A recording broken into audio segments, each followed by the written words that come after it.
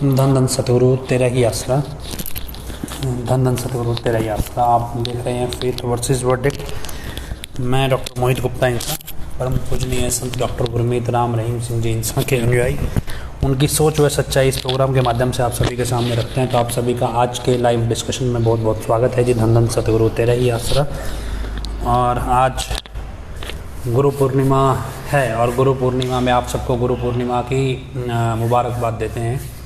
सबसे पहले धन धन सतगुरु तेरा ही आसरा। तो हम शुरुआत करें सबसे पहले गुरु वंदना से ही, जो हजूर महाराज संत डॉक्टर गुरमीत राम रहीम सिंह जी इंसा ने हमें लिख कर दी है गुरु वंदना। तो गुरु वंदना से हम शुरुआत करते हैं। धन धन सतगुरु तेरा ही आसरा।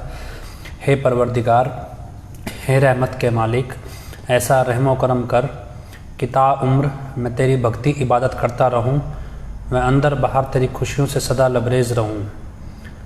हे मौला, चाहे मुझे दुनिया में कोई भी कितने भी बड़े दुख, परेशानी व संकट का सामना करना पड़े, लेकिन मैं तुझे कभी ना भूलूं। और अगर मुझे सभी सुख शांति व परमानंद मिलते रहें तो भी मैं आपसे दूर ना हूँ। हर पल हर क्षण आपकी याद मेरे दिलो दिमाग में गूंजती रहे। बाहरी तौर पर भले ही मैं बोलूं या ना बोलूं, लेकिन अंतःकरण की तार तुझसे जुड़ी रहे। हे दाता, हे दया के सागर, मुझ पर ऐसा रहमो करम कर, ऐसी कृपा कर कि मुझे वो खुशियाँ मिलें जो कभी मेरी कल्पना में भी ना हों। तेरे दर्श दीदार से ही मेरी सांसें चलती हैं। तू ही है जो मुझे नेकी भलाई की राह पर लेकर चलता है। मुझे ऐसी हिम्मत बख्श कि मैं इस रास्ते पर दृढ़ता से चलता जाऊँ और वो तमाम बुराइयाँ जो मेरे अंदर है वो दूर हो जाएँ, तथा वो तमाम गुण जो आपको पसंद हैं वो मेरे अंदर आ जाएं। मुझ पर ऐसी कृपा कर दे कि मैं सुमरन, सेवा व जन जन का भला मांगूं वह करूं। जीते जी भी तेरे चरणों से जुड़ा रहूं, चरणों में ओढ़ निभे व मरणोपरांत तेरी गोद में बैठ निजधाम जाऊं, वहाँ भी तेरी गोद में रहूं। धन धन सतगुरु तेरा ही आसरा। तो गुरु पूर्णिमा है आज, और गुरु पूर्णिमा में हम गुरु के महत्व को समझते हैं, अक्सर जानते हैं, वैसे बहुत सारे लोग समझते भी हैं। लेकिन पिछले 10 दिन से मैंने इस महत्व को बड़ा अलग तरीके से समझा है और जाना है। और 10 दिन से अलग अलग जगहों पे बहुत से लोगों से मिले हैं, बहुत से लोगों से बहुत कुछ जाना है। और समझाएं कैसे, इतने एकदम से समझाया भी नहीं जा सकता भी। इस दौर में, इन दिनों में ख़ास तौर पे हमने बहुत सी चीज़ें, मैंने ख़ास तौर पे वो देखी हैं कि जो ये दिखाने के लिए कि बहुत सी चीज़ें हमने ऐसी देखी कि आपको कहेंगे कैसे मैं आपको समझाऊं कि गुरु का महत्व, और जिस गुरु की शरण में हम आए, पूजनीय संत डॉक्टर गुरमीत राम रहीम सिंह जी इंसा, उनका महत्व क्या है, उनकी महानता क्या है, ये हमने इस दौर में जानी है इस 10 दिनों में। और भी हो सकता है आने वाले समय में पता लगे, लेकिन बहुत सी चीज़ें ऐसी समझ में आई जिससे ये लगा भी शायद हमने अपने गुरु को पहचानने में बहुत देर कर दी। एक उदाहरण देते हैं। रूहानियत क्या चीज़ है, आपको उदाहरण देते हैं। एक बार एक गुरु जी थे, जैसे कह ले संत थे, और उनके 4 शिष्य थे जो उनके साथ सेवा कर रहे थे। रात का समय था, वो सेवा पे तैनात थे। और उस समय पे कोई आसपास कोई कार्यक्रम चल रहा था। तो उनमें से सेवादार कहने लगे भी कार्यक्रम देखने का मन है, क्यों ना 2 लोग कार्यक्रम देखाएं, 2 लोग यहाँ ड्यूटी पे बैठ जाएं। तो 2 लोग कार्यक्रम देखने चले गए और 2 लोग ड्यूटी पे बैठ गए। और सारी रात कार्यक्रम चला, सब कुछ चला। गुरुजी सुबह जागे और बुलाया और पूछा। तो क्या था कि जो 2 लोग कार्यक्रम में गए थे, उनका सारा ध्यान था अभी गुरुजी सो रहे हैं, जाग ना जाएं, उठेंगे तो क्या कहेंगे। एक हर सेकंड उनको टेंशन लगी हुई थी। वो कार्यक्रम देख ही नहीं सके, सारा ध्यान तो उनका इसी चीज़ में लगा रहा, अभी गुरुजी अब उठे कि अब उठे, अभी ना उठ जाएं, अभी ना उठ जाएं। अब जो 2 वहाँ ड्यूटी पे थे, उनका सारा ध्यान कार्यक्रम में था। भाई वो कार्यक्रम कैसा चल रहा होगा, ये कैसा चल रहा होगा, उसमें ये आ रहा है आवाज़, अब इस तरह के साउंड आ रही है, ये सब कुछ। तो गुरुजी ने क्या किया, जो 2 कार्यक्रम देखने गए थे उनको तो भक्ति का फल बख्श दिया और जो नहीं गए थे उनको नहीं बख्शा। बोले असली भक्ति तो इनकी है, इनका सारा ध्यान सारी रात हमारे में रहा, ना तो इन्होंने कार्यक्रम देखा ढंग से, ना इनका वहाँ ध्यान था, सारा ध्यान तो हमारे में था, तो भक्ति तो ये कर रहे थे। अब जो एक्चुअल में सेवा में बैठे थे उनका सारा ध्यान कार्यक्रम में था, तो कहते इनको इनकी भक्ति नहीं बनी। मसलन क्या है कि रूहानियत इस किस तरह से समझेंगे, वो क्या है कि जितना इसमें तैरने की कोशिश करेंगे तो डूब जाएंगे, और जितना डूबेंगे उतना वो तैर सकता है। ये ऐसे हजूर पिताजी समझाया करते। लेकिन इतिहास जब हम पढ़ते हैं, इतिहास पढ़ेंगे आप रूहानियत का या अवतारी पुरुषों का, बहुत सारी चीज़ें ऐसी मिलेंगी जो शायद हम सोचते हैं भी आज पॉसिबल नहीं है और कुछ हो ही नहीं सकता है ऐसा, ये तो काल्पनिक चीज़ें हैं इस तरह से। इसको ज़रा आप समझने की कोशिश कीजिए।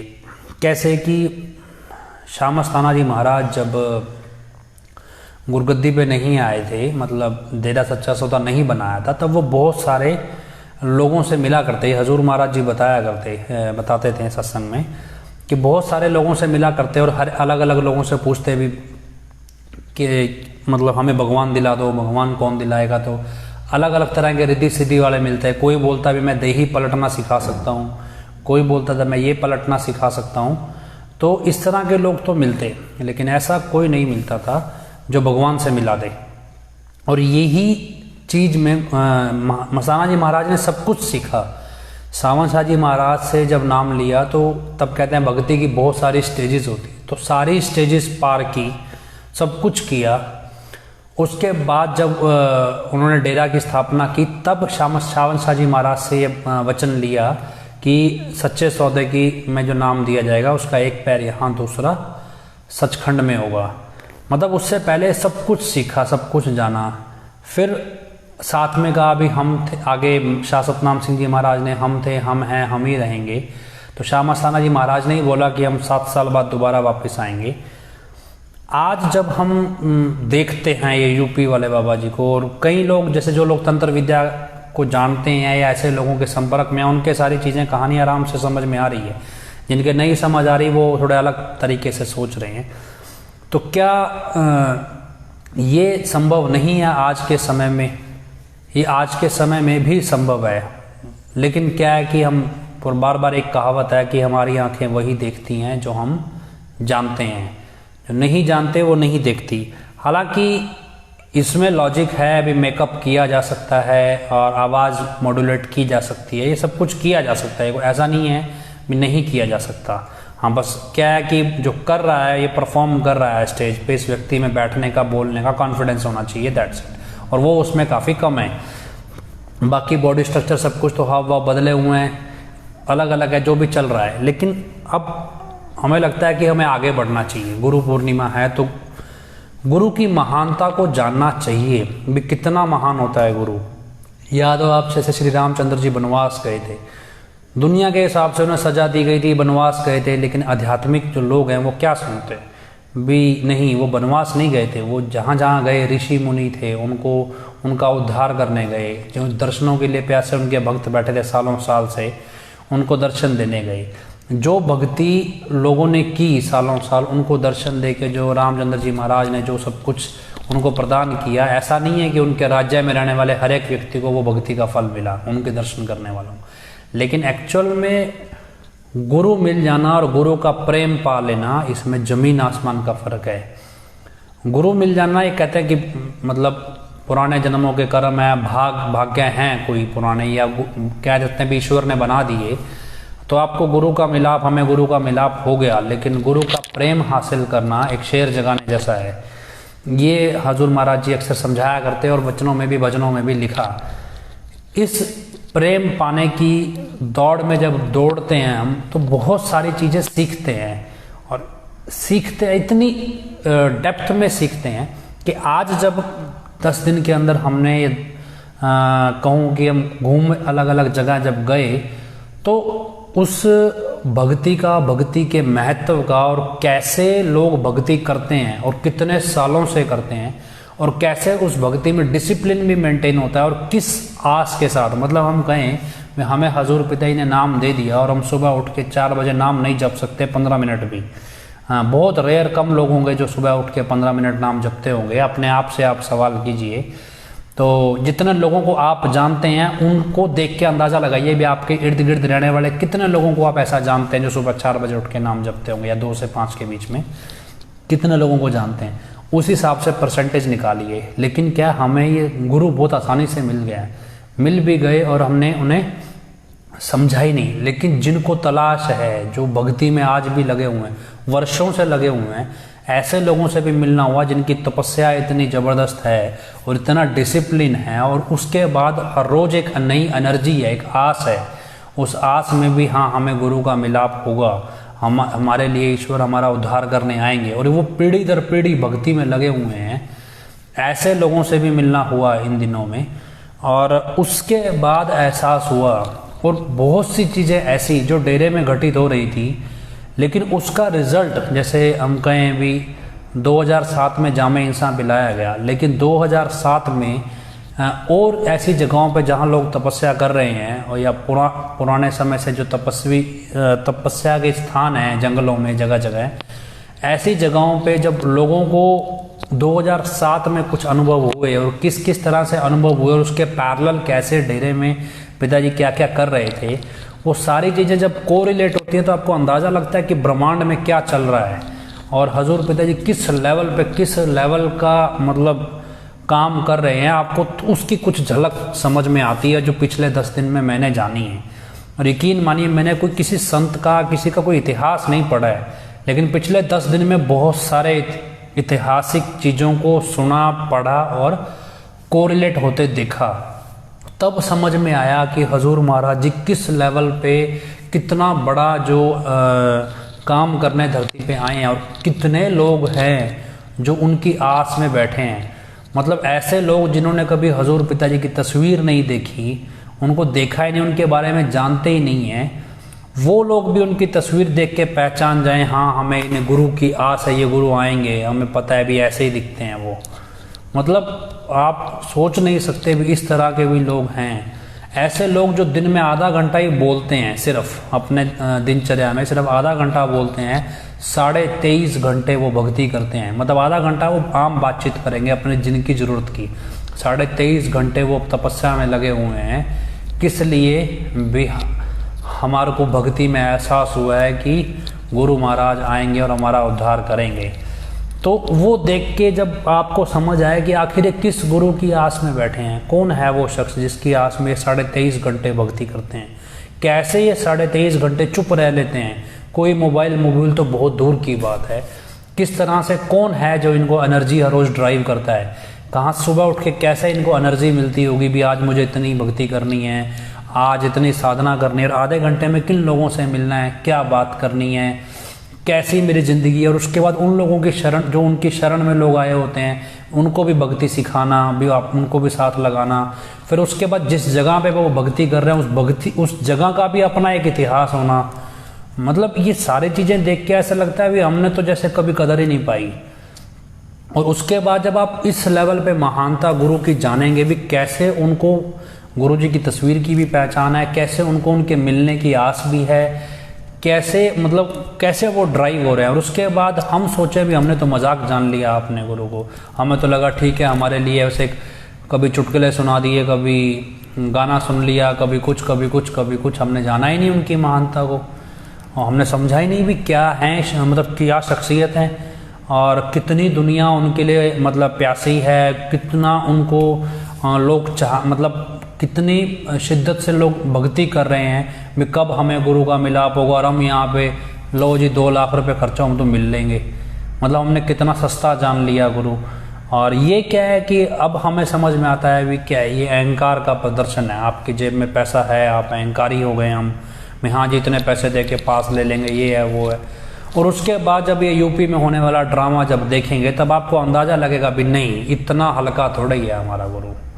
फिर तो क्या है कि यार नहीं तो थोड़ा देखना ही नहीं है भी। इस लेवल पे जब आपको समझ आएगा नहीं दुनिया बहुत बड़ी है, और दुनिया में बहुत से ऐसे लोग हैं जो इस तरह की चीज़ें जानते हैं।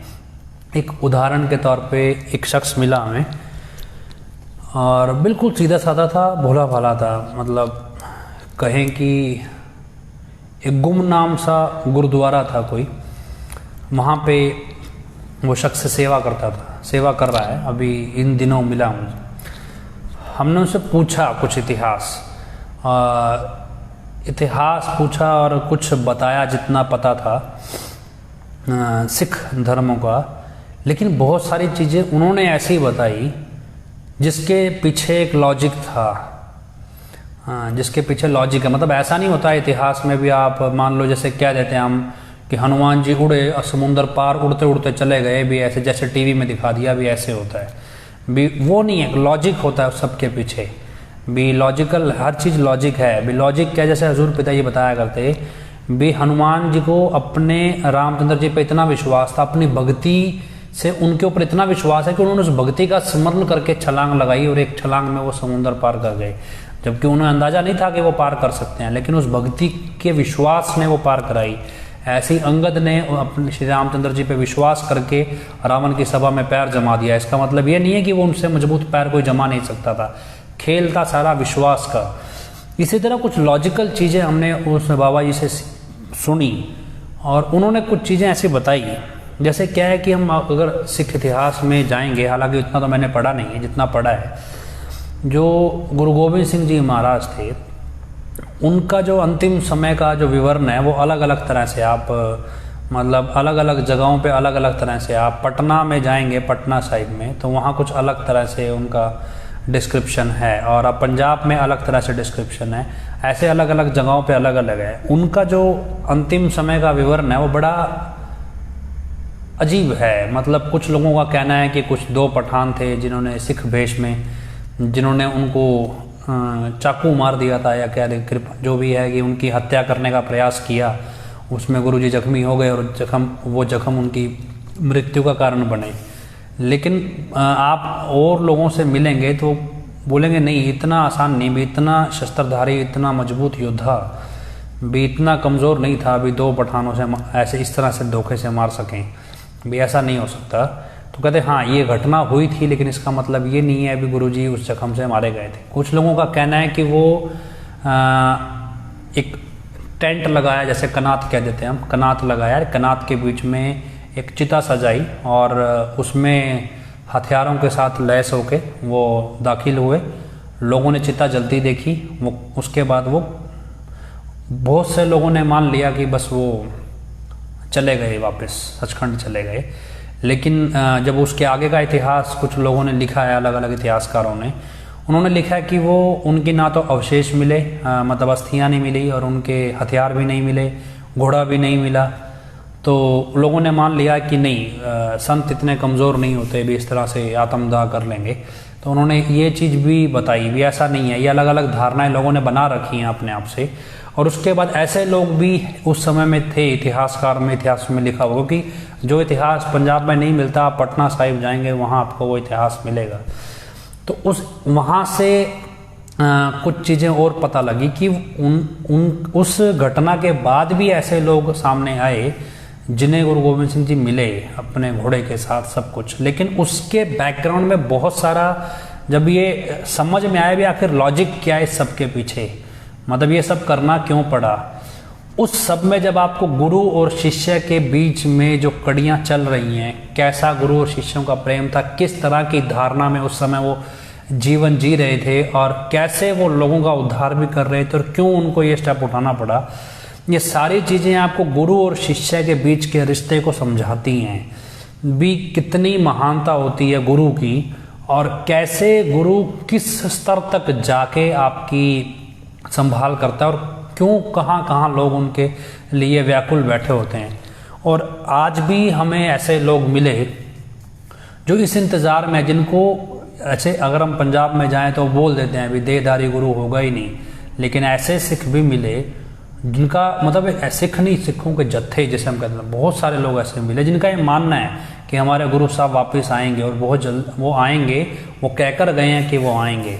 लेकिन उन्होंने कहा कि हमारे यहाँ ऐसे लोग भी हैं जो निरंतर यहाँ भक्ति करते हैं, उनको गुरु गोविंद सिंह जी दिखाई भी देते हैं, प्रत्यक्ष तौर पे, वो दर्शन भी करते हैं उनके, लेकिन बहुत कम लोग हैं ऐसे। और उनको आभास है कि वो आएंगे और ज़रूर आएंगे।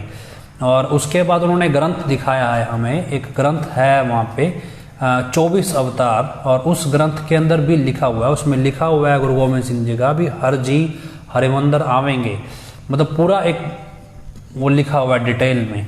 और उससे उन्होंने समझाया हमें कि कैसे, ये देखो दशम ग्रंथ एक बड़ा ग्रंथ है वहाँ पे, दशम ग्रंथ, उसमें आगे विवरण है अलग अलग।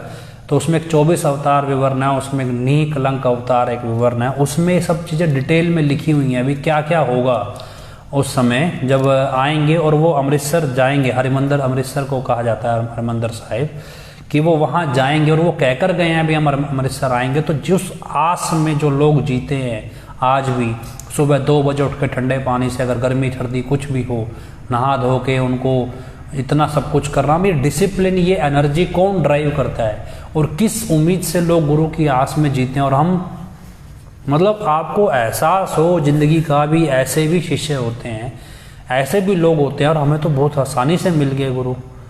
उनको 300 साल बाद भी वो अपना इतिहास संजोए हुए हैं। वो अलग बात है, अभी कुछ लोग उनको उनकी आने की उम्मीद नहीं करते हैं, लेकिन ऐसे भी बहुत सारे लोग हैं जो गुरु गोविंद सिंह के आने की उम्मीद आज भी रखे हुए हैं, और डेली उस नियम से उनके स्वागत में वो सब कुछ तैयारियां करते हैं डेली।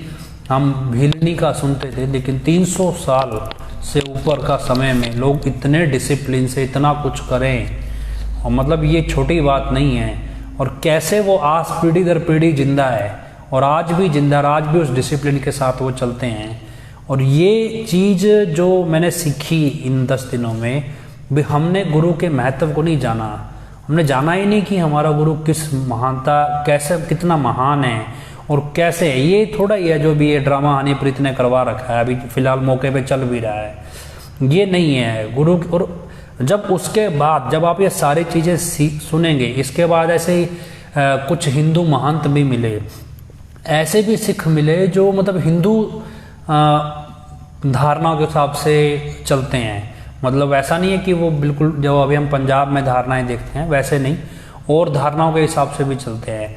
और कुछ हिंदू हैं जो सिख धारणाओं के हिसाब से चलते हैं। मतलब एक तरह से एक ऐसे लोगों का समूह है जहाँ उनको मिलोगे आपको समझ में आएगा भी ये कितने साल पहले इनकी पीढ़ियाँ यहाँ आ गई, इस जगह ये इकट्ठे हो गए, इस जगह ये बैठ गए, और इस उम्मीद में भी उनके बुजुर्ग बोल गए भी एक दिन यहाँ पे साक्षात ईश्वर आएंगे।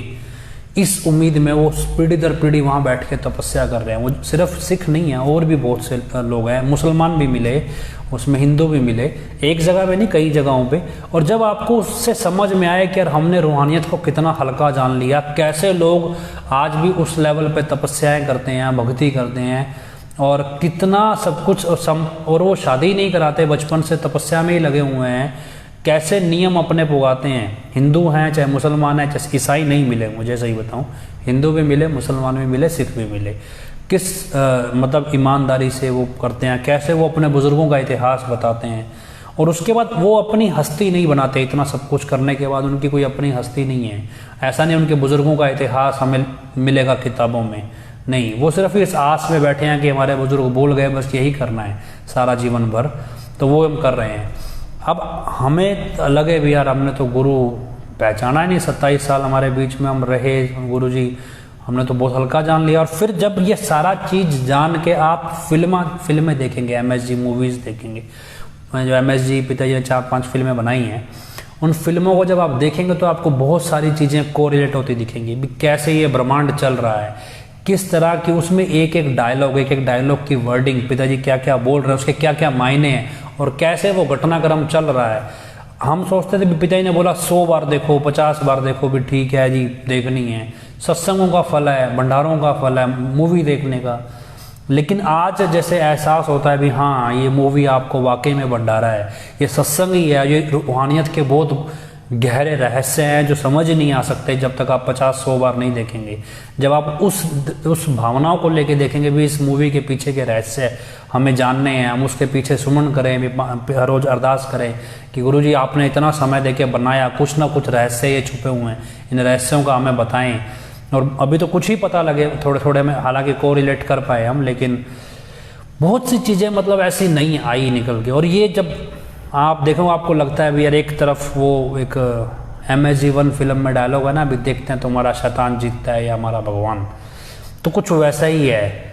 ये जब आप इतना इतिहास, इतनी चीज़ें जब आप समझ लेंगे, जब रूहानियत को सबको समझेंगे, जानने की कोशिश करेंगे, थोड़ी थोड़ी भी ठीक है हमें जाननी है, और उसके बाद जब आप गुरु की महानता को समझेंगे, तब आपको भी जो यूपी में हो रहा है सब बकवास लगेगा, आपका देखने का मन नहीं करेगा भी यार, देखना ही नहीं है। क्यों देखें? पिताजी ने वचन किए थे, जिसको आत्मा का दृढ़ विश्वास होगा वो भगवान भी आ जाए और भगवान इशारा करके दिखा भी दे भी तेरा गुरु ऐसा है, तो भी सच्चे गुरु का शिष्य, सच्चा शिष्य है, उस इशारों की तरफ मुंह तक नहीं करेगा। अभी जब आप शक के आधार पे, चलो एक बार यूपी जाके देख ही आते हैं, कुछ तो देखें, लाइव प्रोग्राम देख ही आते हैं, तो जो शक के आधार पे हो सकता है भी हम गलत हों, मतलब ऐसा सोच के जब जाते हैं तो आपकी आत्मा आपकी गवाही नहीं दे रही है। लेकिन सच्चे गुरु का सच्चा शिष्य है, भगवान के दिखाए इशारों पे भी नहीं चलता है, उसको अपने गुरु की पहचान अपनी आत्मा से होती है। अगर हमें नहीं हो रही तो बेटर है कि हम उस दिशा में बढ़ें कि हमें हो, हम इस चीज़ की प्रार्थना करें, इस चीज़ के लिए सुमन करें या भक्ति करें कि पिताजी हमें एहसास कराएं हमारी आत्मा को अपने होने का। और जितनी जिन लोगों को एहसास हुआ, जो लोग देख पाए या जो लोग बता पा रहे हैं, उन सबका ये कहना है कि हजूर पिताजी जहाँ कहीं भी हैं वो स्वस्थ हैं और खुश हैं। ये अच्छी बात है। लेकिन बुरी बात ये है, बुरी नहीं कह सकते, मतलब एक दुखद बात ये है कि जिस दिशा में बढ़ रहे हैं वो उन्हें मतलब साथ संगत उस तरह से उनसे अब दोबारा नहीं जुड़ पाएगी जैसे पहले थी। जो सोचते हैं अभी 30,000 लाख, 50 लाख, 2 लाख, 5 लाख दे के बराबर बैठ के रोटी खा लेंगे, वो नहीं हो पाएगा अब भी, क्योंकि वो अब अभी तक तो वो संत था, संत के रूप में सब कुछ जैसे पिता के रूप में थे, लेकिन अब वो जब प्रॉपर एक पूर्ण गुरु के रूप में, एक अवतार के रूप में जब होंगे, दुनिया उनके पास आएगी, तब हमने खो दिया वो समय।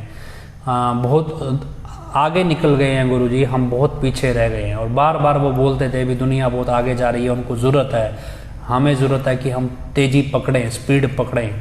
लेकिन क्या है कि हम अपने प्रबंधकों के कभी 25, कभी 45, कभी 15, कभी 7, कभी ये सत ब्रह्मचारी, कभी कौन से ब्रह्मचारी, ये सारे लपड़ा चपड़ा सबकी कहानियों के बीच में हमने अपना सब कुछ खो दिया। हमने मतलब एक तरह से हमने गुरु को इनके जरिए जानना चाहा, खुद से नहीं जानना चाहा। और यही वजह रही कि अब हम धीरे धीरे अगर हम कोशिश करेंगे, प्रार्थना अभी भी करेंगे, तो शायद हम गुरु को दोबारा मिल पाएँ उस रूप में जिस रूप में वो हमें छोड़ गए। लेकिन क्या है कि अब पिताजी वचन कर गए भी धीरे धीरे सबको आत्मा का विश्वास हो तो जाएगा, लेकिन चंद रह जाएंगे। अभी आत्मा का विश्वास होता तो हमें एहसास होता हमारा गुरु कहाँ है, कैसा है, किन हालात में। ऐसे सत्संगी हैं जिन्हें हो रहा है, हमें नहीं हो रहा है, इसका मतलब हमारा अभी उतना विश्वास नहीं है। और जब है वो धीरे धीरे बनेगा। लेकिन जो सैकड़ों साल की तपस्याओं में बैठे हैं उनका भी कोई मतलब होप है, उन्हें भी कोई सेवा की होप है। और ऐसा नहीं है कि हमने ये चीज़ भी महसूस की कुछ इतिहासकारों के जरिए कि पिछले 10 दिन से आप देख रहे होंगे कि मैं अलग अलग जगहों पे हूँ, जहाँ से भी लाइव कर पा रहे हैं। यही चीज़ हम तलाश रहे हैं भी, आखिर हमने अपने गुरु को समझने में कहाँ भूल की और कितनी भूल की। हमें लगता था हमने 99.9% तो भूल ही की, 0.1% ही जो हमें है, 0.1 भी है कि उससे भी कमी है जो हमने देखा अब तक। लेकिन जो लोग जिन्होंने देखा नहीं वो हमारे गुरु की महानता को जानते हैं, इतने सालों पुराने तपस्वी। ये सब चीज़ें देख के लगता है नहीं, हम बहुत देर कर दी। हमें लगता है हमें अब इससे पहले की और देर हो, हमें अब उनके लिए सुमन करना चाहिए, उनको पाने के लिए उनकी तलाश, मतलब अपनी आत्मा से। ऐसा नहीं है कि अब जगह जगह गेट खोल के देखें, उनकी आत्मा, अपनी आत्मा से उनकी तलाश जारी रखनी चाहिए और धीरे धीरे उन तक पहुंचने की कोशिश करनी चाहिए। हो सकता है कि इतनी वो रहमत हम सब पर करें कि हमें एटलीस्ट दर्शन हों, और दर्शन तो हमें देते रहें। क्योंकि एक समय था जब हजूर पिताजी ने वचन किए थे कि एक बार, एक याद हो आपको, एक व्यक्ति था जो जन्म पत्री बना कर ले आया गुरु जी की। और वो जन्म पत्री जब बनाया था पिता ने बोला हमारी भी जन्म पत्री बना लाए। और जन्म पत्री जब बना लाया तो उस जन्म पत्री में उसने लिखा हुआ था अभी अभी इनके दर्शन हो रहे हैं, एक समय ऐसा आएगा इनके दर्शन दुर्लभ हो जाएंगे। अब तब किसी ने सोचा नहीं था अभी ये समय भी आएगा, लेकिन पिताजी बड़ा मुस्कुराए थे उस चीज़ पे। ऐसे ही पहले वचन हैं, अब मैंने खुद नहीं सुने लेकिन बताते हैं लोग, ये हजूर पिताजी ने समय समय पे किए हैं कि ऐसा समय भी आएगा 6-6 महीने दर्शन नहीं होंगे। हम तेरावास में आम चले जाते थे, लेकिन तेरावास में कि दीवारों को भी हाथ लगाने को लोग तरसा करेंगे। परम पिताजी वचन करते थे भी ऐसा समय भी आएगा, ऐसे सेवादार आ जाएंगे जो साथ संगत को, जो अभी की संगत है भी उनको, ऐसे लोग भक्ति वाले आ जाएंगे भी उनको नज़दीक सेवा नहीं करने देंगे। वो बोलेंगे नहीं हमें ही करनी है सेवा, हमारे गुरु आ गए हैं ये। तो इस तरह से जब इन सारी चीज़ों को सोची कभी ना कभी तो ये सच होगा। और ये जो यूपी वाला ड्रामा देख के लगता है आपको कुछ हो जाएगा, ये ठीक है। देखो जब आप ये सब कुछ जानेंगे, इतनी महानता जब गुरुओं की, संतों की, पैगंबरों की जानेंगे, तब आपको लगेगा भी हाँ यूपी वाला ड्रामा काल रच सकता है। लेकिन क्या है कि जब आपकी सोच बड़ी होती, हमारी सोच बड़ी होती चली जाएगी, फिर हमें ये ड्रामा तुच्छ लगेगा, भाई बकवास है। हमें पता है भी एंड में जाके धराशायी होना है और कुछ नहीं है। हाँ लेकिन क्या है कि थोड़े बहुत अभी क्या है कि हम क्ल्यूज फिर भी आ जाते हैं, हमारे पास कुछ ना कुछ एविडेंस भी निकल आता है जो साबित कर दे सब कुछ नौटंकी। लेकिन उस सब के बाद जब आप लोग जो वहाँ जा रहे हैं अहंकारी हो गए हैं। अब आप देखिए जितने भी लोग वहाँ से जिम्मेवार जो भी सब कुछ आ रहे हैं, या आप जो लोग देख रहे हैं खासतौर पर जो फेथ वर्सेस वर्डिक्ट से जुड़े हैं, आपको लगता है उनमें प्रेम पैदा हुआ है। एक तरफ तो जो उनका बाबा है वो बिल्कुल बिल्ली बना हुआ है, दूसरे ये बिल्कुल मतलब वो क्या कहते हैं भेड़िए बने हुए हैं, घरों में जा रहे हैं, लोगों को गालियां दे रहे हैं, जलील कर रहे हैं।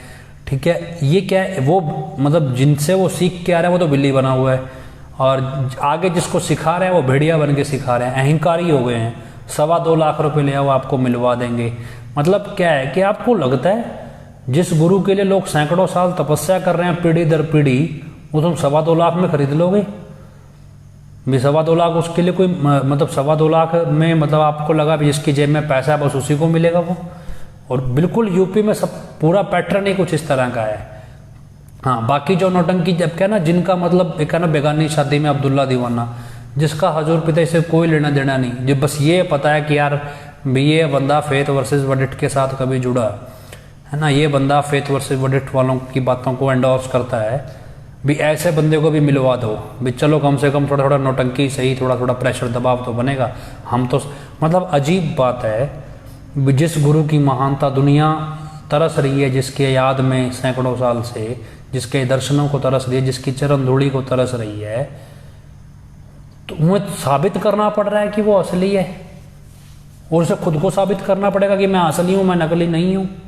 कभी खड़े होकर दिखाना, कभी इधर मुड़ के दिखाना, कभी ये करके दिखाना, अजीब है। तिरंगा लगाएंगे घर पे, इसकी भी शपथ दिलानी पड़ती है। अरे कमाल है, फ्लैग कोड ऑफ इंडिया है, कोई मर्जी लगा ले। हजूर पिता ने बहुत पहले ये वचन किए थे भी, एक बार पूछा था जब ये हिंद का नापाक को जवाब फिल्म आई थी, तब पूछा था, प्रबंधकों को पूछा था, संगत में भी पूछा था भी क्या सात संगत अपने घरों पे तिरंगा झंडा लगा सकती है, ऐसा कोई कानून है तो वो बताएं। तो फ्लैग कोड ऑफ इंडिया एक कानून है, और लेकिन एडम ब्लॉक ने वो जानकारी कभी पिताजी को दी ही नहीं, और हमें भी नहीं पता था फ्लैग कोड ऑफ इंडिया होता है। लेकिन जब तक पता लगा भी, पिताजी ये पूछते थे फ्लैग, जब आपको याद हो ऑनलाइन झंडे दिखाते थे सब फिल्म के प्रमोशन में, तो वो तब पिताजी बोलते थे भी ऐसा कोई कानून पता करो जिससे सभी संगत झंडे लगा सके, सब कुछ कर। आज जबरदस्ती की शपथ दिला दो भी तो वैसे ही कानून है, कोई मर्जी लगा सकता है। देख ले कि कितने 45 मेंबरों के घरों पर कितने जगहों पे झंडे कब तक लटकते हैं, कौन फ्लैग कोड ऑफ इंडिया का पूरा पालन कर पाता है। शपथ जितने लोग ले रहे होंगे आज, कितने लोग उस शपथ को निभाएंगे? क्योंकि क्या है, हम जो लोग हैं हम खुद ही बेवकूफ़ हैं एक तरह से, मतलब इतने बेवकूफ़ हैं कि हमें पता ही नहीं है कि गुरु के सामने शपथ लेने के मायने क्या होते हैं। हजूर पिताजी हर दिन बुराई छुड़ाया करते जन्म भंडारों में, हमें पता ही नहीं है मायने क्या है उस बुराई छुड़ाने के, गुरु के सामने शपथ लेने के। हमने कभी सोचा ही नहीं भी कितनी बड़ी बात होती है, और कैसे उस बात से मुकर जाना कितना बुरा होता है। तो और उसका कितना बड़ा नुकसान होता है। पिताजी तो चलो माफ़ी दे देते अनजाने में भी, ठीक है जी नारा लगाओ माफ़ है, लेकिन शपथ लेके ना निभाना, तो आप देख लेना जितने लोगों ने शपथ ली है फ्लैग कोड ऑफ इंडिया भी उठा के अपना कानून टेबल पर रख लेना। क्या इस फ्लैग कोड ऑफ इंडिया के तहत कितने लोग हैं जो झंडा लगा पाते हैं? दुनिया बेवकूफ़ थोड़ी है, सारे लोग झंडा लगा लेते घर पे। ऐसा किसको अपने देश से प्रेम नहीं है? गिने चुने लोग होते हैं जो नफरत करते हैं, लगभग सारे अपने देश से प्रेम करते हैं, तो सभी लगा लेते हैं। लेकिन कानून है, उस कानून में झंडे की अपने आप में एक रिस्पेक्ट है, उसको लगाने का भी कानून है, उसकी संभाल करने का भी कानून है।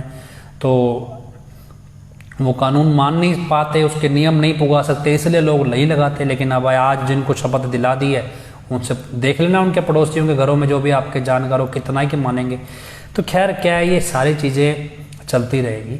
लेकिन क्या है कि हम उस दौर में बढ़े, आज गुरु पूर्णिमा है, और उस दिशा में बढ़ें जिस दिशा में हम अपने गुरु की महानता को भूल गए। अब ये ठीक है, असली नकली के झंझट में ख़त्म करते हैं इसे। क्या है कि हम बार बार ये नकली कर रहे हैं, अब वो क्या दिमाग में वो वैसी छवि घूमने लगी है।